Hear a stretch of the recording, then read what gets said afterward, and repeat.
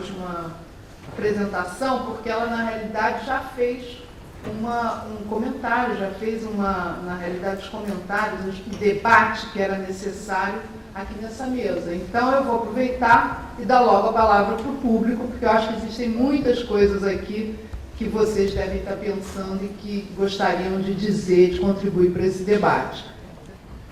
Boa tarde a todos e a todas. Eu sou Alexandre Domingues, sou servidor aqui sou servidor do Ministério do Planejamento e atualmente alocado aqui na Fundação Casa de Rui Barbosa. Avaliação de política pública é algo que eu reputo de extrema relevância, haja vista tudo que a gente está vivendo nesse exato momento. Eu queria tocar um pouco, Leandro, um pouco do que você falou sobre essa questão dessa radicalização para alguns parâmetros e aí para algumas percepções da sociedade atual, com a frase que você falou, eu quero meu país de volta, e de onde surge essa frase. A minha angústia com o que diz respeito à avaliação de políticas públicas como é que a sociedade se apropria daquilo que é produzido dentro da avaliação de políticas públicas. Como é que nós todos que lidamos com políticas públicas vamos conseguir produzir algo que não vai ficar intramuros, seja da burocracia, seja da academia, mas que possa ir para as ruas, que possa ir para o cidadão comum, possa ir para o cidadão médio entender e, a partir daí, tentar, de alguma forma, formar suas preferências e tomar as suas decisões, se a gente está partindo do ponto de vista de democracia, né? No fundo, talvez a minha angústia possa ser resumida como é que a avaliação de políticas públicas pode ser um instrumento de fortalecimento do processo democrático. Se vocês puderem comentar, eu agradeço. Boa tarde, eu sou a Adélia Zindão, também aqui da Casa do Rui Barbosa, trabalho com a Lei Calab, também sobre a carreira de políticas públicas, como o Alexandre.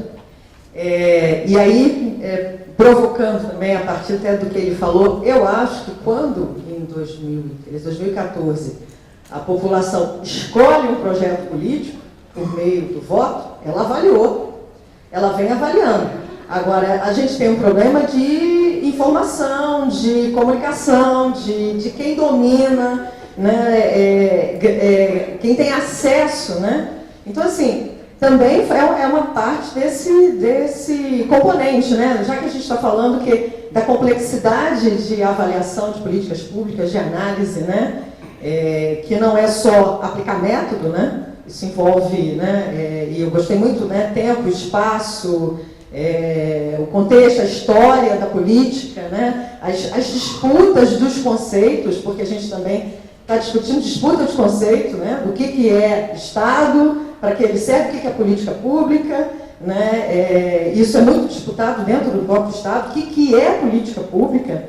Né? Quem deve fazer a política pública? Se é o técnico, se é o político? Né? Então, acho que isso tudo entra nesse debate, né? Nessa discussão do que é a política pública. Aí, nesse processo, tipo assim, o que vocês, né, não é um tipo de avaliação, né, o que a população fez? Ela fez uma avaliação e ela fez uma escolha. Ela sabia muito bem que um projeto político não era o que ela queria, ela escolheu outro, pelo menos uma boa parte, né? Então, é mais para provocar esse debate, né, a respeito dessa compreensão do que é a avaliação e dessa apropriação da avaliação, né? Bom, sou Marcia Mota, da UF. Eu só gostaria de fazer uma proposta, assim, porque para mim uma discussão da política de avaliação, estou falando em relação à universidade, né, é que a rigor, ela perdeu ao longo do tempo uma certa legitimidade. Talvez seja a hora, como você estava falando, de avaliações heterodoxas, né?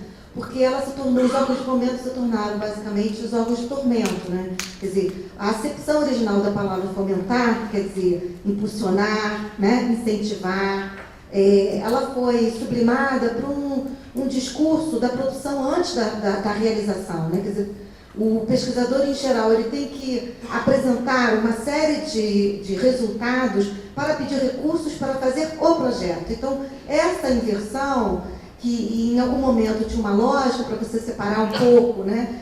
Quem já estava capacitado a receber recursos e quem ainda não estava, acabou distorcendo o próprio processo de divulgação científica, porque basta você acessar o Google que você tem a informação dos pesquisadores que de fato estão produzindo aquilo, mas que para você captar recursos, você precisa se submeter a uma lógica que mais aprisiona do que liberta, né? Então, se você se adequa a determinados parâmetros de avaliação que estão já formatados, as suas chances são maiores. Enquanto muitas vezes a ação de inovar representa um risco maior. Quer dizer, você necessariamente não vai ter um pesquisador que produziu, né, X artigos, que na verdade ele propõe uma coisa extremamente, não vou falar original, porque isso não existe, mas inovadora, né? Então eu acho que esse é um desafio,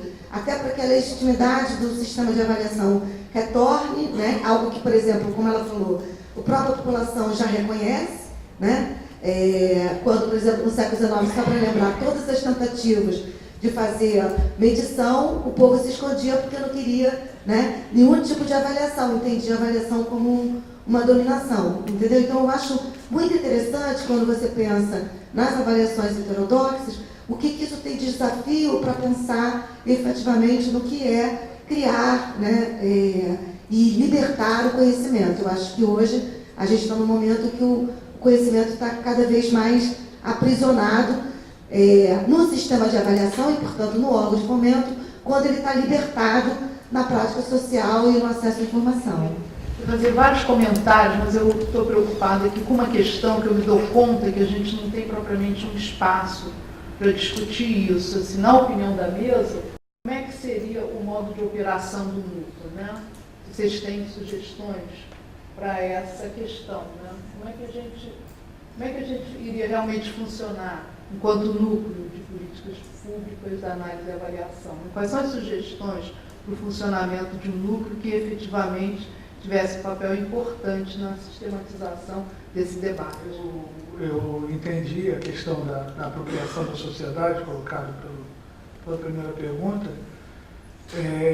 Veja, do meu ponto de vista, eu estou falando do ponto de vista das políticas culturais, o que eu quis demonstrar, talvez de uma maneira um pouco dramática, até porque é dramático mesmo, é que as políticas culturais vivem uma circunstância muito diferente das avaliações dos campos mais tradicionais. Porque no campo da saúde, ninguém vai dizer que a gente não deve ter política de saúde. Não conheço nenhum discurso legitimado, público, feito por mídia, dizendo assim, nós não devemos ter política de saúde. Mesmo no caso do meu outro companheiro aqui, quando a gente fala da questão da fome, também ninguém diz publicamente que a gente não deve ter uma política para isso. Existe uma destruição das políticas como elas foram feitas, se eu bem entendi. Aí você pode me secundar. Mas não existe um discurso público de que isso não deve existir. No entanto, existe um discurso público em relação às políticas culturais.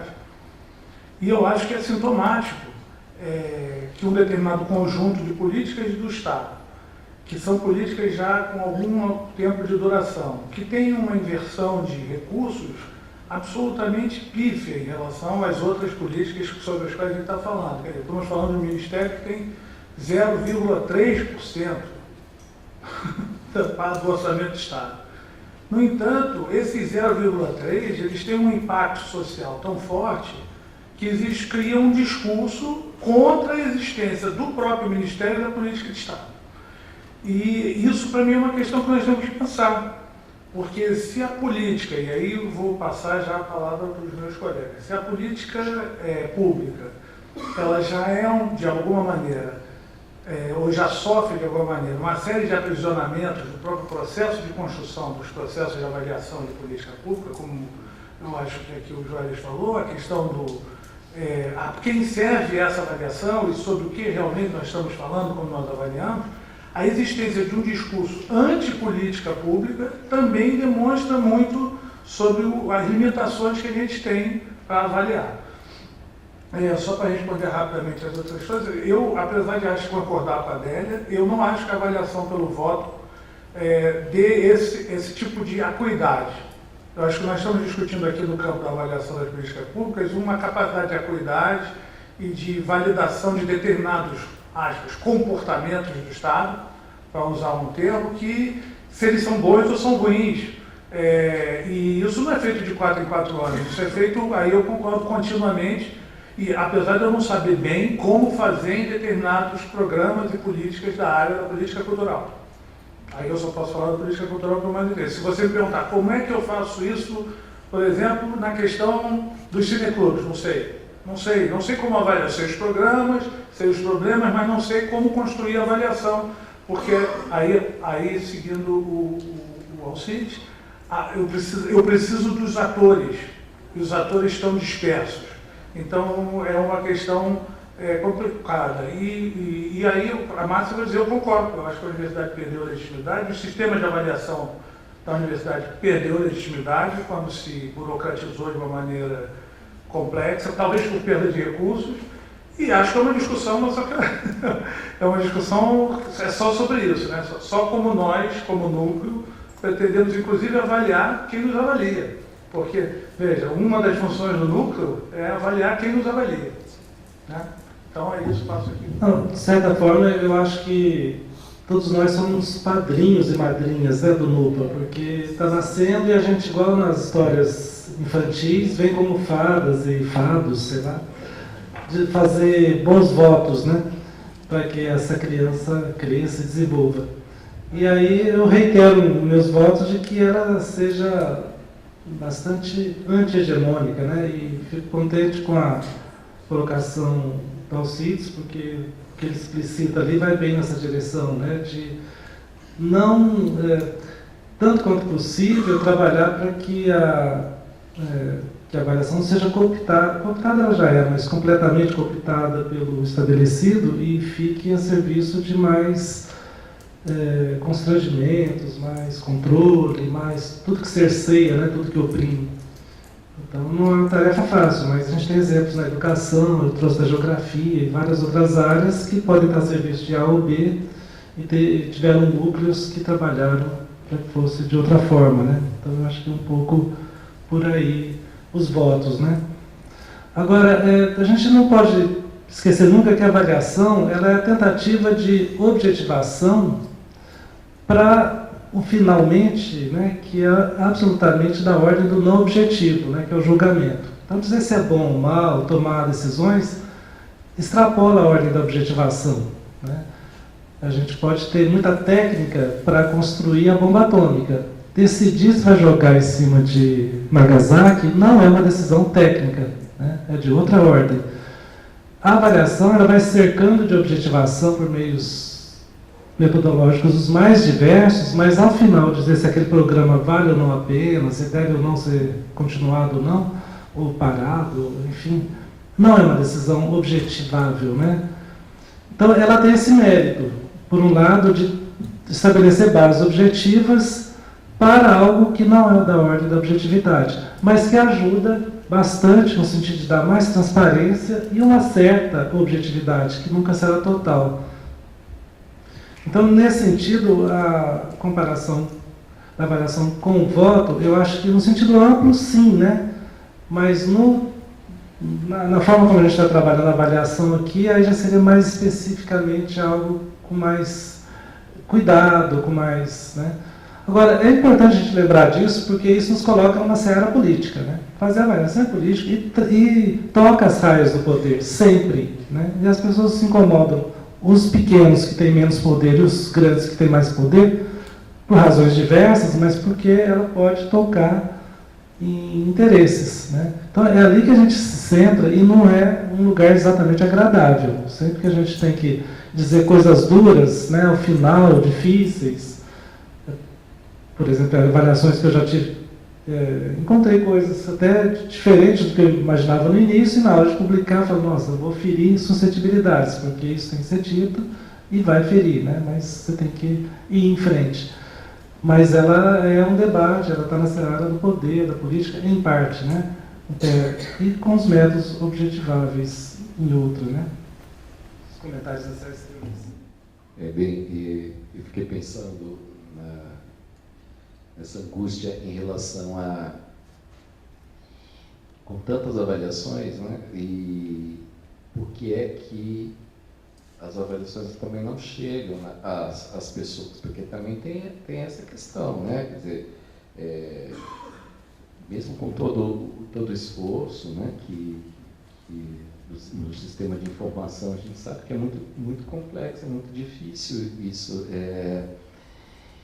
Mas se a gente pensar que a avaliação pode ser um processo de aprendizagem, e alguém falou de disseminação de saberes, né, acerca das políticas públicas, está aí um campo que pode extrapolar a área de intervenção dos educadores sociais, dos psicólogos sociais, né, você tem um trabalho muito bom, que você construiu uma massagem com as assistentes sociais, com toda a formação, né, em avaliação pelos SUAS, com as assistentes sociais, formar os gestores, né, eu acho que é por aí. Mas, de uma forma ou de outra, participando na rede, e o Brenner e a Dayana, colegas há muito tempo, na Rede Brasileira de Monitoramento e Avaliação, nós temos muita dificuldade de chamar a mídia, a imprensa, para participar dos debates acerca de avaliação. A gente entende que a imprensa é um ator bastante importante, né? E com exceção de um ou outro jornalista que vem nos acompanhando nesse sentido para divulgar resultados de avaliação, a gente percebe que a avaliação não chegou ainda como devido importância para a grande mídia, porque também é formação de opinião, né? Assim, eu sei que a mídia está muito complicada, né? Mas, assim, de certa forma, nós temos visto que é uma grande lacuna. E aí, imagina, Márcia, a heterodoxia neste campo, que é um campo extremamente minado, né? Quando você pensa avaliação como controle, né? Quer dizer, eu estou falando avaliações heterodoxas, mas elas também têm uma intencionalidade política, porque elas alargam o campo da ação pública, a tal ponto em que a ação pública ela não é só pensada a partir da intervenção da política pública, né? Porque ela é pensada na resistência, não é? Ela é pensada no movimento social, ela é pensada na negação, que isso também é ação pública, não é? Porque não necessariamente a ação pública deve se restringir à ideia da política pública, mas se a gente pensar numa noção ampliada mesmo de Estado e tal. Essas avaliações mais complexas, elas vêm colocar à tona também outras formas de ação pública, né, que incide nas intervenções das políticas públicas, né? O que fica mais complicado ainda, né? Por isso que talvez elas tenham esse componente, não vou dizer contra-hegemônico, mas um componente político mais alargado. No caso da própria avaliação do qual nós somos submetidos, a da CAPES, quer dizer, uma avaliação em profundidade da avaliação da CAPES começaria pelo próprio embate da noção de ciência que foi colocada aqui.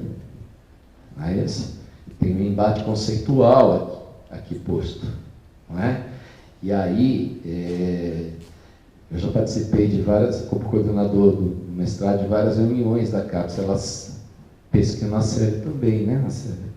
Elas são decepcionantes em relação a isso, porque nós somos convidados, como coordenadores das pós-graduações, você deve ter ido algumas vezes também, mas não para discutir a avaliação que se faz, mas sim para de cima para baixo, falar, você tem que fazer isso para alcançar tal, são esses pré-requisitos.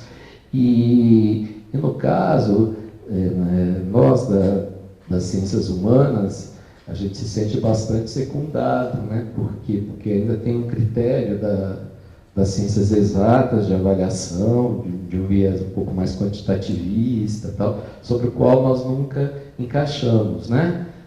Por exemplo, a questão dos programas na área de cultura, André, é complicadíssimo, né? Então, vale mais um artigo A1 ou uma performance teatral na periferia, não é isso? É complexo, é um sistema de medição, e eu estou, na verdade, trazendo de forma heterodoxa a avaliação como uma forma de compreensão, né? Como uma hermenêutica dos atores diante dos vários conceitos acionados pela política pública, né? Não é fácil, mas assim, isso torna mais complexo, mas também alarga o nosso horizonte político das avaliações. Finalmente, eu gostei muito da ideia de pensar o funcionamento do nosso modus operandi, né? Eu acho que convido todo mundo a ser padrinhos, né? Madrinhas aqui, né? Porque algo aqui está sendo construído e eu acredito que alguém falou de extramuros aí, eu acho muito importante, mas a dimensão interinstitucional é muito importante no campo da avaliação. Mas não é interinstitucional apenas entre os nossos programas de pós-graduação, não é isso, né? Interinstitucional, assim, também para provocar a gestão, né? E também as empresas, o terceiro setor. Amanhã a gente vai ofertar um minicurso, avaliação no terceiro setor. 7 inscritos, assim, o menor número, né? O terceiro setor é importante, porque eles também eles colocam algumas bordas aí, né, de institucionalidades que às vezes a gente esquece, né? São lacunas. Algo a ser pensado e incorporado aqui no próprio NUPA. Não teve nenhuma questão mais específica para mim, então eu vou responder a Ana Célia, dizendo para ela, quer dizer, eu acho que começou muito bem, né? O NUPA, quando na sua abertura ele traz a discussão sobre que Estado contemporâneo é esse, né? No fundo, né, a pergunta básica é essa. A gente está aqui para discutir avaliação para que Estado, para que concepção de desenvolvimento, né? A gente está aqui para, enfim, advogar por um Estado cada vez menor, não é isso? Para advogar ou por um Estado que desenvolve política social para aquelas pessoas que não conseguem comprar serviço no mercado, ou, de fato, né, o Estado que, de alguma forma, consolide aquilo que nós escrevemos, né, na Constituição de 88, até que se, né, então, até que se revogue essa Constituição, até que se modifique essa Constituição, né, seguindo as regras democráticas que existem para isso. Então, eu acho que é muito positivo que o NUPA se coloque como isso, porque realmente já existem outros núcleos, outros centros de pesquisa para advogar para outros tipos de outros modelos, tá certo? Quer dizer, o CLIER, né, enfim, tem aí o Banco Mundial, o Banco Interamericano, né, enfim. Após o Itaú Social, existem muitas propostas que vão advogar, na verdade, em busca, né, de um método em particular, que, na verdade, dialogam com uma concepção de política social como projeto, né, de terceiro setor, sem qualquer desmerecimento do terceiro setor, tá certo? Mas com um grau de complexidade muito menor em termos de desenho, de pessoas, de escala, de tudo. Então, eu acho que ter seminários como esse, em que a discussão, né, do Estado, que serve, né, qual é a concepção de Estado que nós estamos, e que está aqui representado, né, saúde, educação, área social, uma parte específica da área social, que é o desenvolvimento social, isso é um modus operandi importante, ter mesas nesse sentido. E eu sei que quando vocês convidaram, talvez a ideia fosse que eu falasse um pouco da gestão, eu acabei cumprindo um pouco disso, né? Vocês viram que o meu slide tem lá o logo ainda, enfim, né? Da instituição que, de fato, talvez eu viesse aqui representar, porque eu também acho que esse é um outro campo importante. Eu acho que aqui naqueles slides, Alcides, deveria estar explícito também a avaliação como campo de gestão, como campo de conhecimento aplicado da gestão, porque eu acho que isso também pode diferenciar o NUPA, se ele não ficar também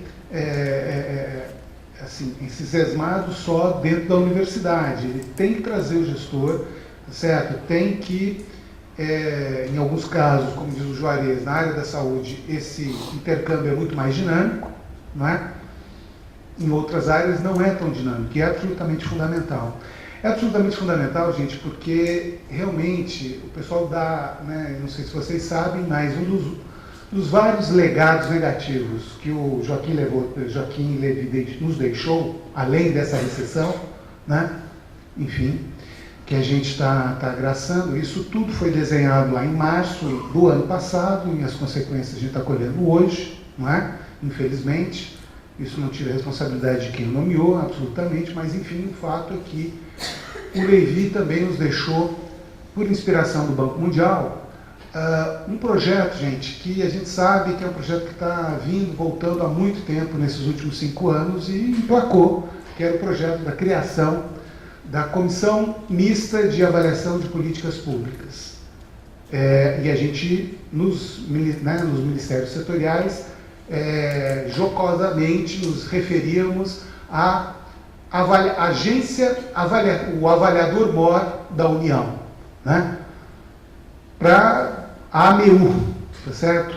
Para fazer frente, porque, enfim, tinha tudo a ver com o que o Ministério da Fazenda sempre quis fazer, só que com poderes, né, de fato, vamos dizer assim, de uma agência reguladora do que é meritório e o que não é meritório fazer, né? Na ótica, né, dos analistas de finanças e controle, né, enfim, encontraram aí, junto com o Banco Mundial, dentro dessa proposta. A gente sabe o que o Banco Mundial advoga, certo? A gente sabe o ethos avaliativo do Ministério da Fazenda, não tenho nada contra isso. De fato, né, em toda instituição, em toda empresa, você tem que ter o contador que faz lá e, né, arrecada e faz a contabilidade, mas quem realmente tem que definir prioridade não é absolutamente o Ministério da Fazenda, né? Certo? As eleições servem exatamente para isso, para pautar a agenda, e o presidente e os ministérios setoriais, no caso do Brasil, na cultura, na saúde, educação, desenvolvimento social, né, no diálogo com o Ministério do Planejamento, que foi o grande perdedor nessa história. O Ministério do Planejamento perdeu uma oportunidade, achou que estava ganhando, dançou. Eu diria para vocês que, enfim, faz nenhuma diferença ter o Ministério do Planejamento. Tanto é que, de fato, tirou o nome do planejamento. Uma das ideias era tirar o nome do planejamento do Ministério do Planejamento. Esse governo realmente, ele tem um mérito. Ele explicita, se a gente precisasse, não precisa desenhar, né? Eles tiraram, né, os compromissos da agenda de governo de distribuição de renda.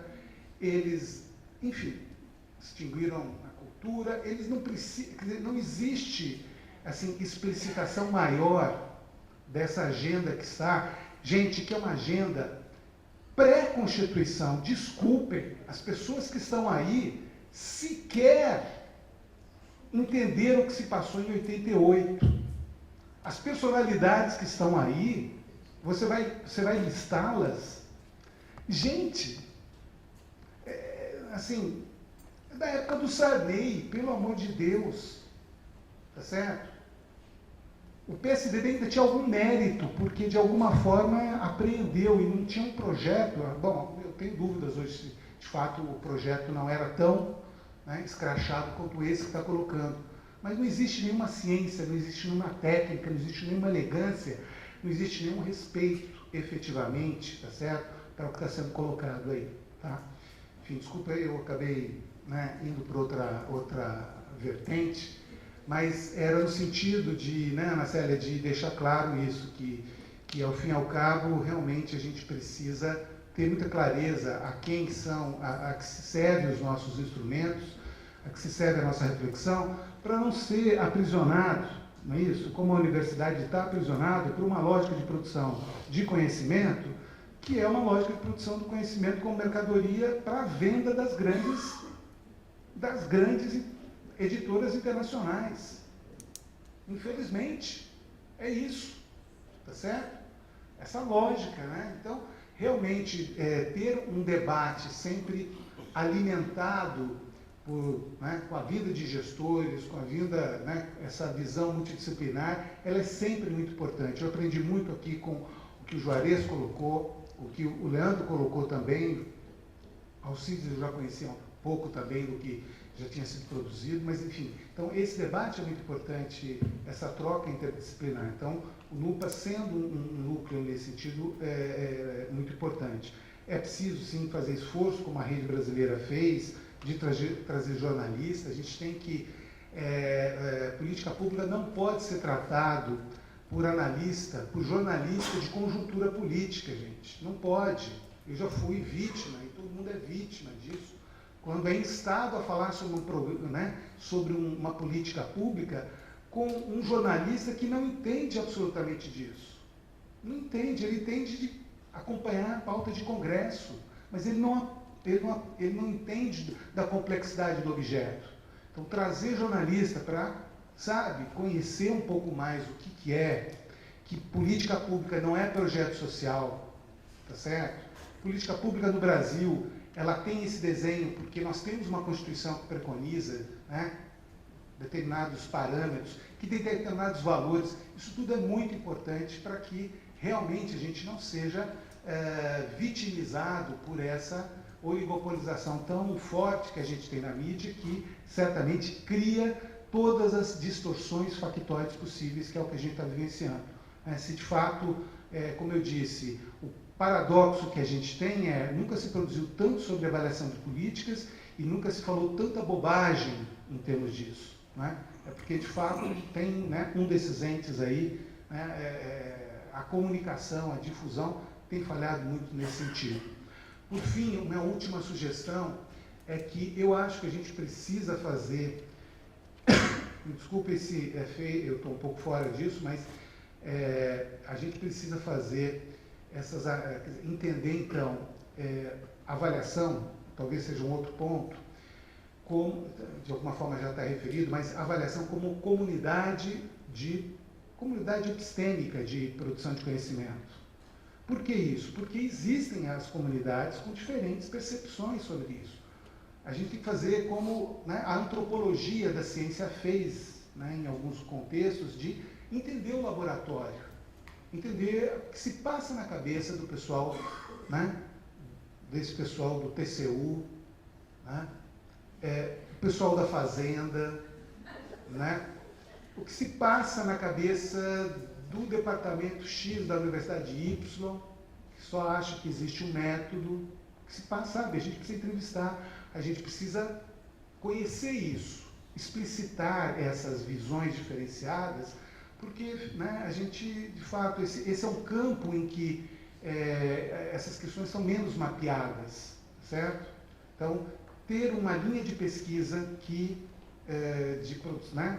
de investigação de comunidades epistêmicas nos ajudaria muito a explicitar realmente quais são os valores, critérios com que cada uma dessas comunidades julga, avalia as políticas públicas e o que está faltando nesse processo, tá? Porque, enfim, abordagens mais simplórias, simplistas, para responder demandas de políticas ou de um Estado mais enxuto, isso é o que se tem desenhado aí, tá certo? É o que se tem manualizado, o que não tem exatamente propostas mais abrangentes, em que, enfim, o gasto social, a política social, sejam entendidas de fato como direito e não como um fardo a ser sustentado pelo Estado, porque algumas pessoas não têm condições de emancipar. Eu queria ser, só para finalizar, otimista como o Leandro, quando ele disse que na área da política social